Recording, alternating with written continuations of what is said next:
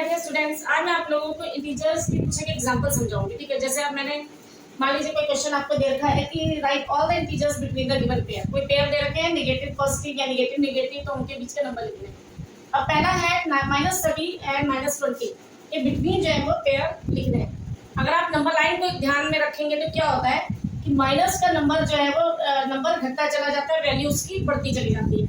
जैसे -30 के बाद नंबर लाइन में हम बढ़ेंगे तो क्या आ जाएगा, -29, -28, -27, 26, 25 करते करते -20 तक हमने लिख दिया बिटवीन नंबर। नेक्स्ट है -12 to 5। अब -12 से हम 0 तक पहुंचेंगे, फिर 0 से 1 to 5, -12, -11, -10 से करते हुए -4, -3, -2, -1 है 0, फिर 1 2 3 4 5। ठीक है, पॉजिटिव नंबर कितना हम बढ़ गए। अब एक और एग्जांपल देखिए, indicate the following by positive and negative sign. अब आपको कोई भी लैंग्वेज दे रखी है, कोई भी जो है वो स्टेटमेंट दे रखी है और उसको आपको पॉजिटिव नेगेटिव में नंबर को शो करना है। अब यहाँ पे दिया एक gain of ₹500। Gain means profit, या यूं समझ लीजिए कि आपका डिपॉजिट भी हो सकता है, क्वेश्चन डिपॉजिट के रूप में आए या गेन के रूप में आए, तो क्या हो जाएगा +500।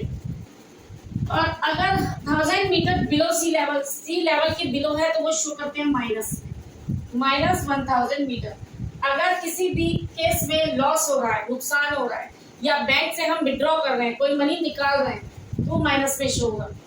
ठीक है, -1500।